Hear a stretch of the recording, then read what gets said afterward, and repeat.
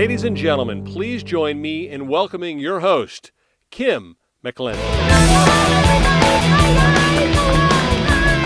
How's everyone doing tonight? Fantastic. Look at all these beautiful faces in the house. How you guys doing? You are in New Orleans tonight, right? Let's get excited. How many of you are excited about tonight's show? Fantastic. Wonderful. We have a fantastic meal planned for tonight. So how many of you in the kitchen, you've ever made, Cajun food? How many of you are excited to go home and make Cajun food? Yes, hopefully after tonight, everybody in the house. Okay, so what I'm going to do is I'm going to first start with making our étouffée. So an étouffée is a classic, traditional New Orleans food. The flavor pairing in this food is absolutely fantastic. I feel like it really kind of gives your palate, a wonderful recharge. And I'm going to show you how to recreate this meal tonight. So first, I'm going to start with a classic roux. So when I talk about a roux, anybody want to take a guess? What is a roux? Like a lot of chefs, we talk about different roux. Yes, 100 points for that answer. Absolutely, yes. A traditional roux is absolutely butter and flour. But if we're going to go to New Orleans, well, how would we be adding to that roux? Anybody want to take a guess? Cajun spice. A little bit of Cajun spice? Yes, absolutely. But instead of using that butter, we're going to use something else that also has kind of more of a higher smoke point, a little bit of oil. So I'm going to start with just a basic vegetable oil, canola oil, and I'm going to actually start this process in my cast iron pan. So I have a quarter cup of my vegetable oil, and what I'm going to be adding to that is a quarter cup of flour. So anytime that you are creating a roux or doing anything, that's going to require you to make a roux, it's always going to be equal parts fat and equal parts flour. So I'm just going to use my little kitchen gadget here. Anybody looking at my kitchen gadget wondering what in the world is it?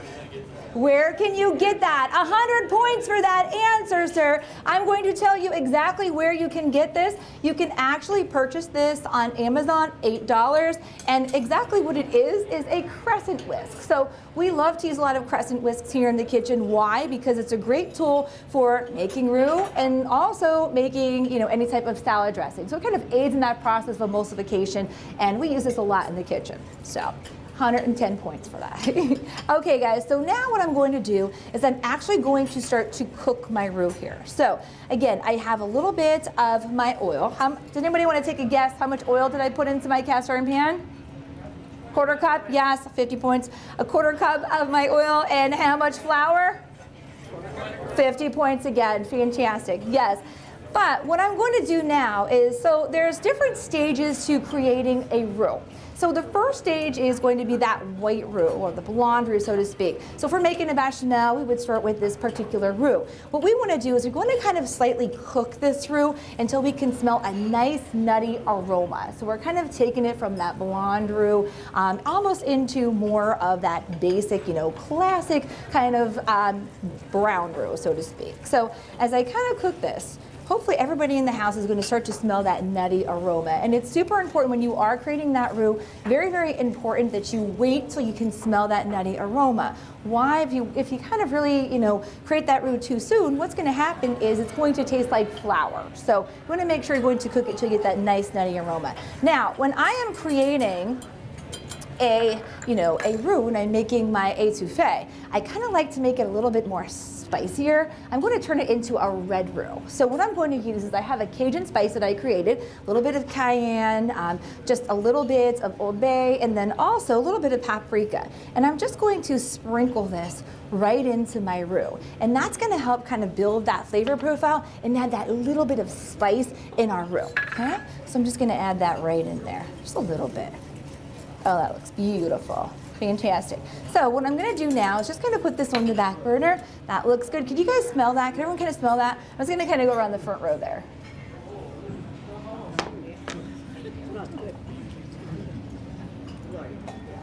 You guys smell that? Sorry, I need to get a little bit taller there to kind of reach on that side. So I'm going to put this over here. Just Just kind of let that sit there. We've really kind of done our job with that. And now I'm going to start to really saute my vegetables. So first I'm going to start with a little bit of my celery into my pan. Why am I adding celery in first? Because there's more moisture in celery, so I kind of want to slightly cook out that moisture. And I'm going to add a little bit of salt in here to kind of help me with that process. And then I'm going to add in my shallots and my red pepper here. Okay? Going to add all this into the pan. What did you guys think of the appetizer? Love it. Wonderful. Thanks, guys.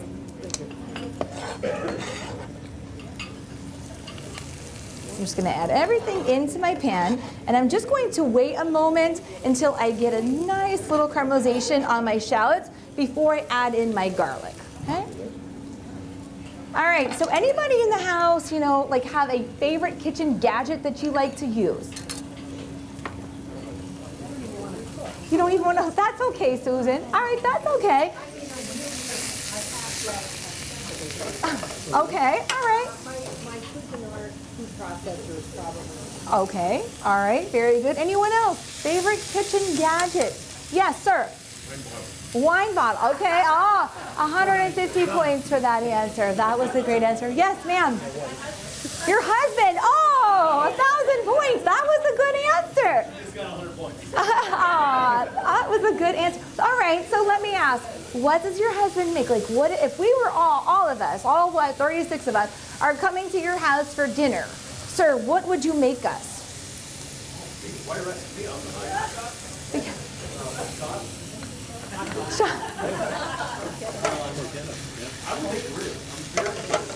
Ribs. Ooh. Okay, that sounds good. Very good. Sir, this lady next to you is pointing to you. Would you do ribs? Oh, okay. Sorry. Oh, okay. How many of you would make us ribs? Just you. How many of you would make us étouffée? How many of you would make us étouffée after tonight? I want to see all hands. All hands go up in the kitchen. All right. All right, guys. So I want you to kind of really look in my pan here. As you can kind of see, I'm starting to cook out that moisture. Can you smell those vegetables? You can smell a little bit of the our onions and shallots. This is where now I want to go in and add my garlic.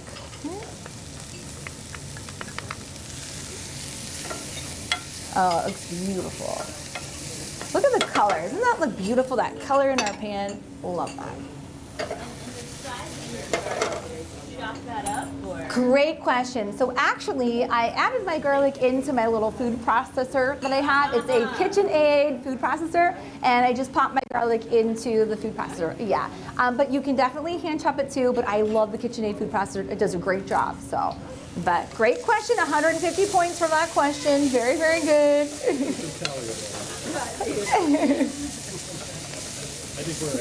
Yeah, I know. Oh, can you smell that garlic? That smells so good. Delicious. Beautiful. All right, guys, so we're almost there. I'm just gonna kind of let that sit there. I'm gonna add a little bit more of my spice in here, just a little bit of my Cajun spice. Just to kind of build that flavor profile here, just kind of melding everything together. Looks good. And again, you want to wait until your red peppers, are really kind of that nice, vibrant color. Looks beautiful. And then what we're going to do is we're going to slowly start to add in our étouffée. Now what I'm going to do is I'm going to kind of go in and deglaze my pan just a little bit with my white wine. It is. Now that's a great question. So the question was, is that dry wine? So I like to tell everybody, if you like the flavor, you don't want to use a sweet wine, of course, but if you like the flavor of that particular wine in your glass, use it. So, a lot of times a lot of folks will say, I love like a Sauvignon Blanc, can I use that? Yeah, absolutely. If you like the flavor of that wine, you can absolutely use that in your glass. But great question, 150 points for that question. Yeah.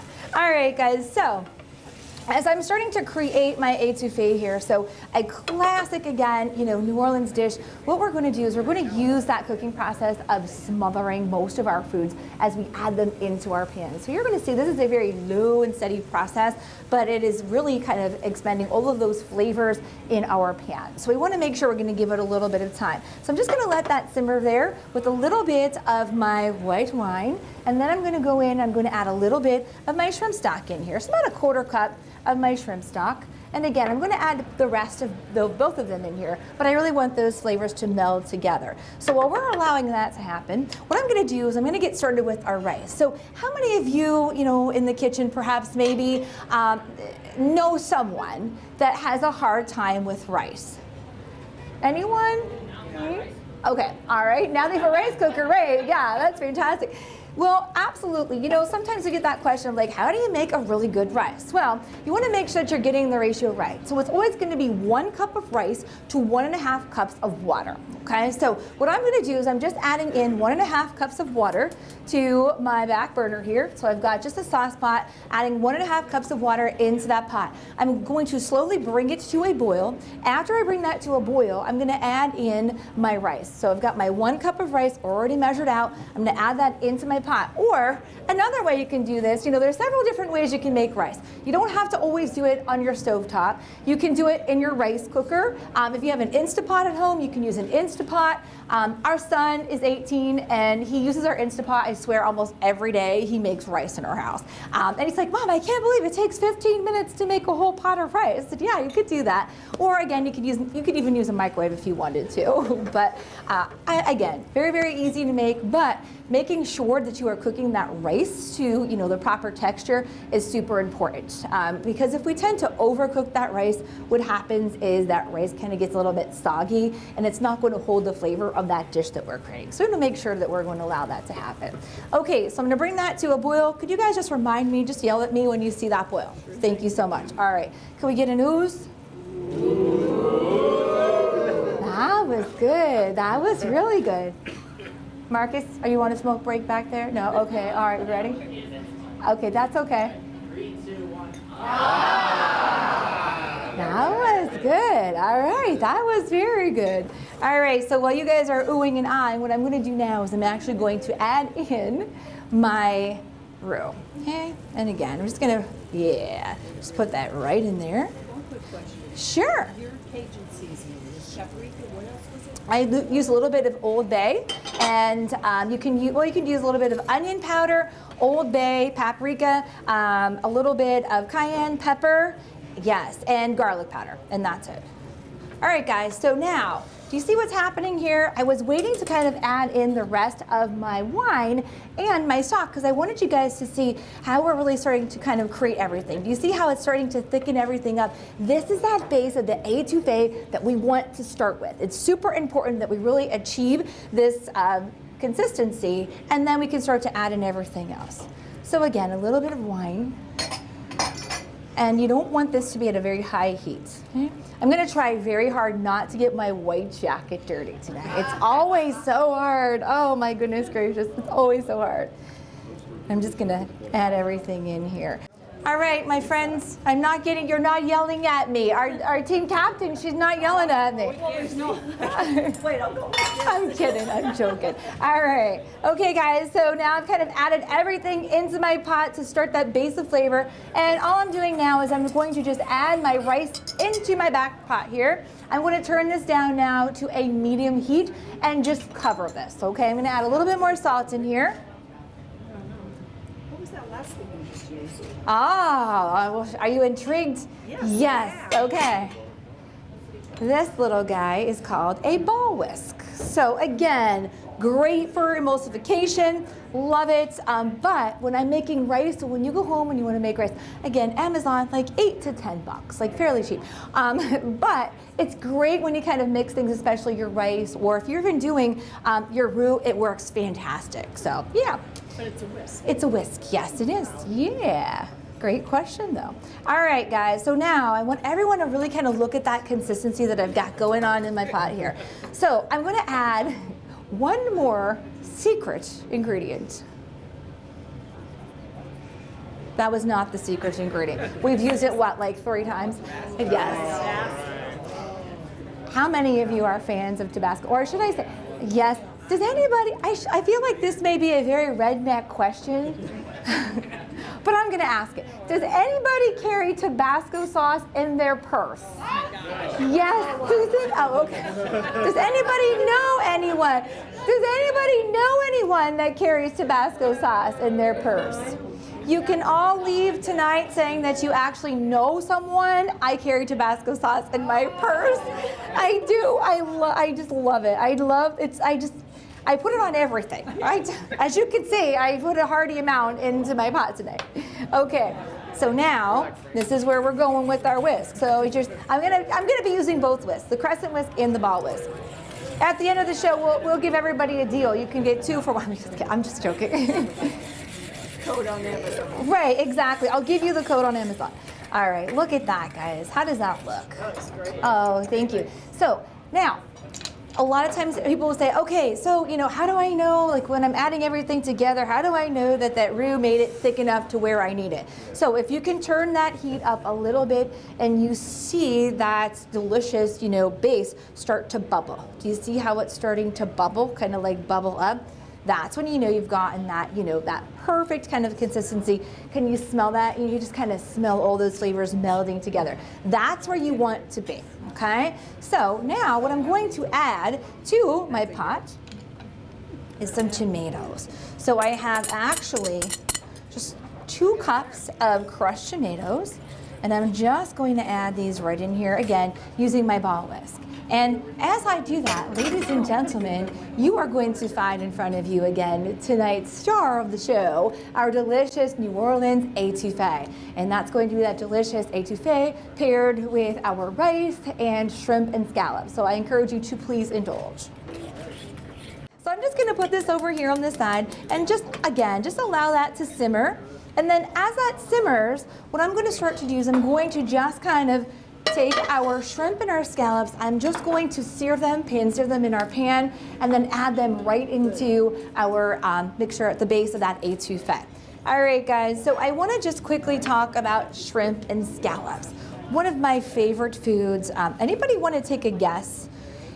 We talk a lot about shrimp, but we also talk about sizes with shrimp. Like we throw a lot of different numbers out there. So the size of my particular shrimp tonight is actually a 13-15. So when I say 13-15, does anybody want to take a guess what that means? Yes. 13 perfect. 13-15 shrimp per pound. Yes, fantastic. 100 points for that answer. Fantastic. Yes, you're absolutely right.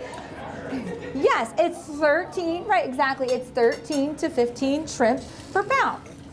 So when I'm adding my shrimp into my pan, as you noticed, I wanted to make sure that I deveined them through the top here. And also I removed partial part of the shell, leaving the tail on. Anybody want to take a guess why I kind of left the tail on here? Yes, very good. It makes it a little bit more tender, and also it adds a lot of flavor too. So we're really getting a lot of flavor from that shrimp. So that's why I like to leave the tail on. Now, anybody want to take a guess what size scallop I have? So same thing, a number. I'm looking for a number. Anybody want to take a guess? U10. U10, who said that? Very good. Yeah, good answer. Very good. Good job. Very good. Good answer. Fantastic. U10. Very good. You're absolutely right. And again, we're getting under 10 per 1 pound bag. Now, I want to talk about scallops, and this is actually a great example right here. So looking at my U10, you can use a U10 or a U8 size scallop when you're doing this at home. But I want everybody to really kind of look at the side of my scallop here. This is actually a mussel. Does everyone kind of see that? This is actually a mussel. Super important when you are really preparing those scallops, go in and just remove that mussel. By keeping that mussel on our scallop, what we're doing is we're actually making that a little bit tougher. So you don't want to do that. So you want to make sure that you're always going to remove that mussel. And also, when we leave that mussel on that scallop, what happens is not only does it make it a little bit tougher, but it also makes that scallop a little bit more saltier. So you want to make sure you're going to go in and remove them. Okay? Saltier. Yes. Yep. All right, guys, so I've got my shrimp, and I wanted to make sure that my pan was nice and hot. If it wasn't, my shrimp would be sticking to the bottom of my pan. So you always want to make sure that that pan is nice and hot. It looks so good. What is it? It's the oil. It's the olive oil blend. So yes, yep, just a little bit. Yeah. So what I put in my pan to sear my shrimp was that olive oil mixture. So it was nothing more than that 1/4 cup of olive oil and 1 cup of the vegetable oil and canola oil. Okay. Very good. And again, I'm going to make sure that they sit in my pan. I want to get a really nice sear on the outside of the scallop, and I don't want to overcook them. That looks beautiful.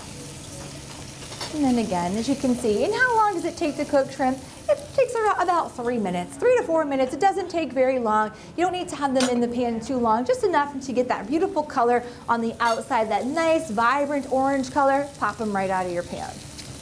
Looks so good. All right, fantastic. All right, guys, so how do our scallops look? Good?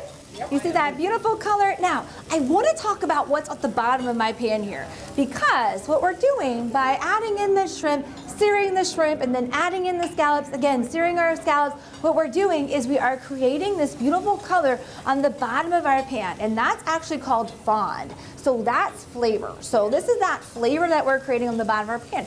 We don't want to, sear the scallops and the shrimp and then, wash the pan. What we're going to do is I'm actually going to take a little bit of that base mixture from our étouffée, put it into my pan, and then I'm actually going to kind of finish that cooking process into my pan. So again, what we're doing is we're not losing any of that flavor profile there. Oh, that looks beautiful. Gorgeous. Okay, so I'm going to pull them right out of my pan, put them right next to my shrimp here. Yes, and also, it doesn't have to be, a stainless steel pan. You can also use a cast iron pan if you'd like. So if you wanted to use the cast iron pan, you can do that. And also by using that cast iron pan, another equal even heat, but you're also adding a little bit of iron into your diet. So it's good for you too. Okay, guys, so all I'm gonna do now is I'm just taking this mixture. All right. I was hoping that I didn't get any of that mixture on my jacket. So did I do okay? Okay, all right, so far so good, fantastic. So I want to let my shrimp just kind of slightly cool, and then I'm going to pop them into my étouffée, okay? Again, make sure that you are removing those tails, and then we're just going to pop them right into the étouffée. And again, removing the tails, all you're doing is just kind of pinching that tail a little bit and adding that right in here. Looks great. And then I'm just going to add these two guys in here. Get all those juices in there and just mix that in.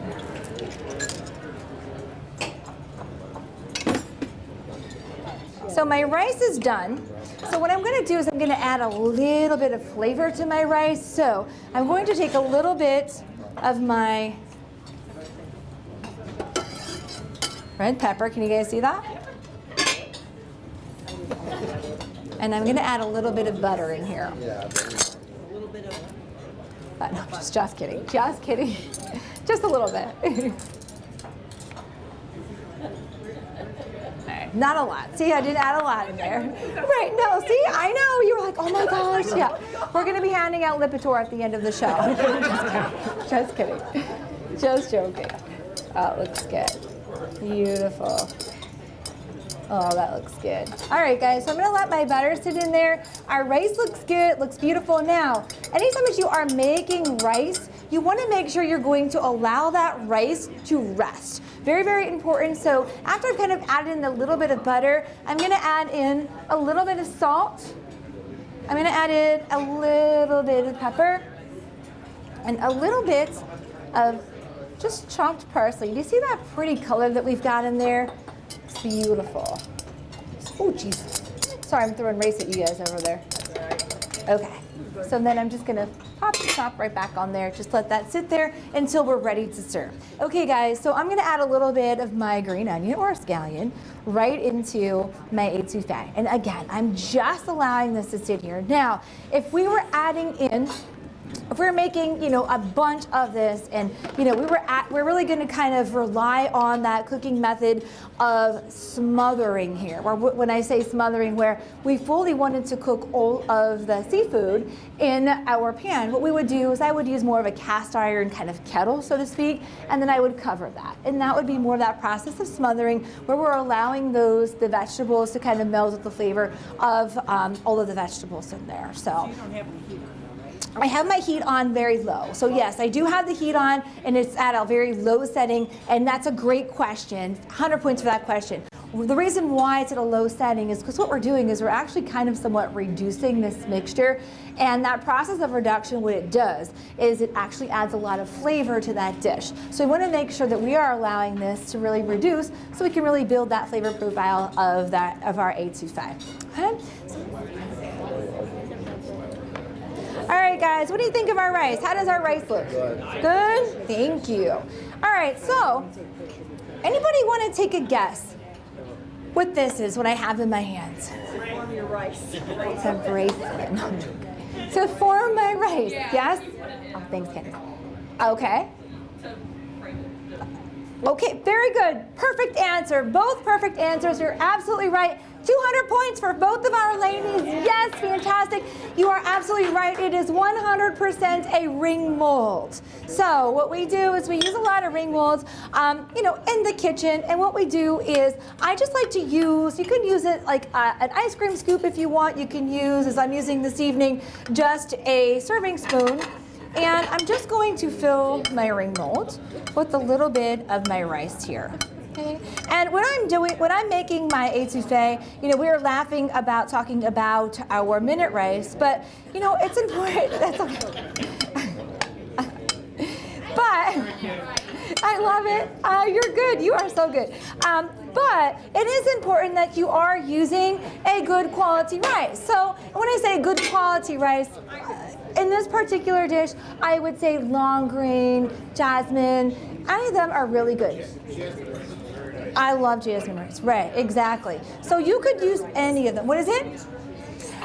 You can, yeah, you can. Sometimes, some folks with the river rice, it does get a little pasty if you tend to overcook it. So any type of long grain rice or a jasmine rice. So yeah, there's 14 different types of rices, but those are my two favorites. Now, literally, I'm going to be taking this mixture and putting it over the top of this rice, so it doesn't really matter much. But what I like to do, and the reason why I'm showing this, is I want to make sure that I'm going to get enough of my shrimp and my scallops in here. So I'm going to grab, anybody kind of admiring my little hot pad holder? There's a story behind this hot pad holder. Do you guys want to hear it or no? I don't want to bore you. Okay, so the story behind my hot pad holder is my other job is I work for the Commission on Economic Opportunity. Oh, thank you. Oh, are you going to the golf course or the golf? Oh, I'm on the chair. Oh, okay. All right. We'll talk about it after the show. Fantastic. Okay. So my full-time job is I work for the Commission on Economic Opportunity, and I go into soup kitchens, schools, food pantries in the local area, and I teach folks about nutrition. And we'll give out a lot of different types of food samples and things like that. One of the pantries that I go to is the Mountaintop Food Pantry. Anybody familiar with the Mountaintop Food Pantry?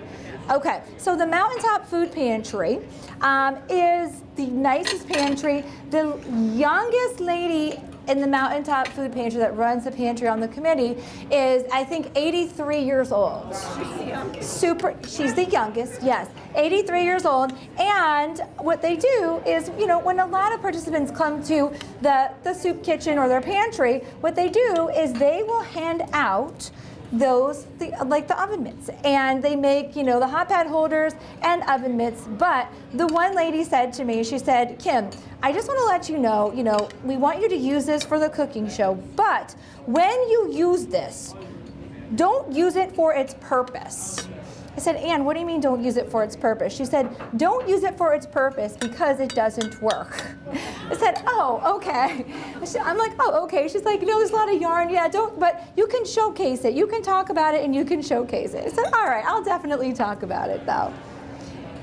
But I love them. They're like the sweetest ladies ever. All right, ladies and gentlemen, what do you think? Here is our delicious seafood etouffee. Thank you so much.